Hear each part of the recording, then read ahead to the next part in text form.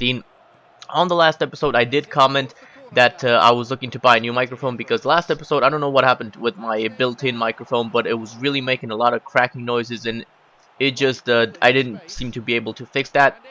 So I ordered a new microphone, as I told you, but the reason why it took so long because I also ordered a new computer, and that took twice the time that I thought it was going to take. So at least it's here now, but as you know it is with new things, I already have to send one of the components back because it's not working as it's supposed to. But I still have this laptop, I'm gonna make the videos on it.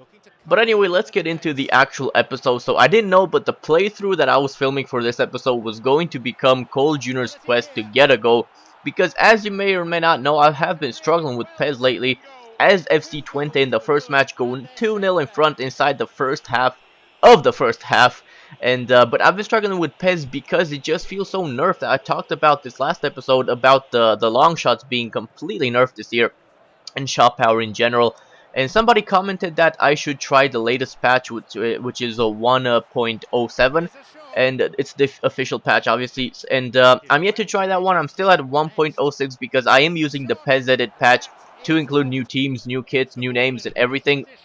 And that hasn't been updated to work for the new patches. So even if when I updated to the new one, it downgraded me when I installed the PES edit patch. So as soon as that comes into play, as soon as they release the new PES edit patch, I'm going to update to the new version of the game, and hopefully that won't feel as nerfed as this one. But Cole Jr. gets substituted there as usual in the 60th, 70th minute, I don't remember. And we do get one back in the FC20 match with our teammate, whose name I am missing right now, but he actually proves to be quite a goal poacher in this team. But the first match finishes 1-2 for Twente winning the match, and Cole Jr. gets a 6.5 match rating, not the best by far at all, and we haven't gotten a goal yet. I do change the kits before the second match, just because I really hate kick latches. But the next opponents are FC Utrecht, or some thick Dutch pronunciation that I am not able to do. But this match was going to be a pretty dominant performance from Ajax. Cole Jr. trying to get his goal here, but the teammates also feel very OP because the defenders seem to be always stronger and faster than you. So that is hopefully one of the things that at least I hope that the new patch fixes. But we do get 1-0 in front there with a very nice half volley from our teammate, this guy, Konoplyanka. This guy is actually, you just keep your eye on him because he is crazy in front of goal. Wish Cole could be that clinical, but he always seems to get very unlucky in the box and outside of it. But again, Cole is breaking through there, but 3 defenders on him, and he loses the ball before he actually takes the shot. I mean, he's off balance. Look at that though right there. He actually threw balled it to the opponent, but it looked like a run round. Unfortunately, the game didn't allow Cole to get behind that ball, so we get subbed again in the 72nd minute, and we were not able to get our goal. But after Cole Jr. gets up, something amazing happens. Ajax suddenly decides to turn up. So they get the first goal there with a beautiful sidestep by the first teammate, and then he puts a lovely Barcelona-style through ball over the top to De Jong, and De Jong with a diving header. Or is it De Jong, the guy from Ajax that is still at Ajax? Maybe I'm thinking of the AC Milan guy. Maybe they're pronounced differently. But either way, they steal the ball there after the defender completely gets pressured off the ball, and they make it 3-0.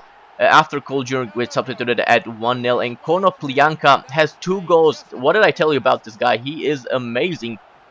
But they did not stop there. Ajax, they kept going, especially with the pressure game.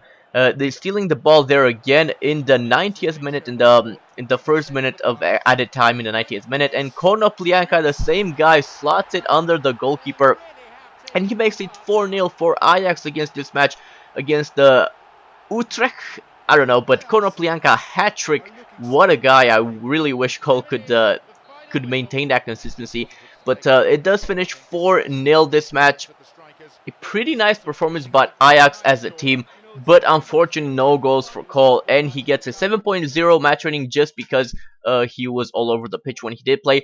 So the third match this episode, which should be the last because that's what I'm trying to do, 3 matches per episode. Cole starts the match actually pretty well, trying to get that goal. We do not want to end the episode without a goal. Beautiful little skills there outside the box to get clear of his marking. But unfortunately, the goalkeeper saves it quick 1-2 though with his teammate, and he is put through. He's not very pacey, Cole. I really want his pace to go up, but unfortunately he does not get the goal. If you were guessing rebound, well, you won, because Cole cannot seem to be able to put in the back of the net. His shots get saved. They either hit the post or they get saved, and then they get put in by the teammates. But that doesn't mean he cannot turn provider, because he put a lovely over-the-top through ball to his teammate there, but he cannot finish it either. It wasn't a very good first touch. And then look at this, what I'm talking about. He beats the goalkeeper completely, but his shot hits the post. Very unlucky call, and then off-balance shot there. And then another rebound. It looked actually pretty cool because of the swerve that the ball took, even though the player hit it with the inside of his foot, of his boot. But that's 2-0 for Ajax, no goals for Cole, and then we have a corner, and then on the half volley, the David Luiz of the Ajax puts it in the back of the net. His name is actually Blind, and he still scores more goals than Cole, so that quite says the story. But 3-0 for Ajax, which is what it finishes. No goals for Cole, and as you see, Cole was not substituted this match just because starting from the 60th minute, when his timer usually starts, to the 90th minute, there was no interruption in play. They played continuously. Cole trying to get his shot away, trying to get his goal. Man of the match with 7.5. No goals, no assists, so that is very disappointing. So, you know what? I'm not going to end the episode right there. I'm going to give Cole one more chance to get a goal this episode. And even if it's in this match with Feyenoord, because the opponents from before, I don't even know their name. They were a very low team. But the final match starts really well. It is an away match, and Cole Jr. put a lovely over-top through ball. And this time, the first touch was just as important as the pass from Cole Jr. because, of course, shady goalkeeping, but still beside the point. It's a 1-0 and 1 assist for Cole. And then he gets the ball here. Look at this beautiful trick. The defender completely runs the opposite way. And then another fake shot just before he took the shot, but it's unfortunately wide. And how can you miss from that opportunity from that position? But it doesn't matter because Cole Jr. takes the ball for a run, hits the post, comes back to him, and he puts it in the back of the net. Mission complete this episode, guys. And look at Cole celebrating. Look at his teammates getting behind him. Any minute now. There they go.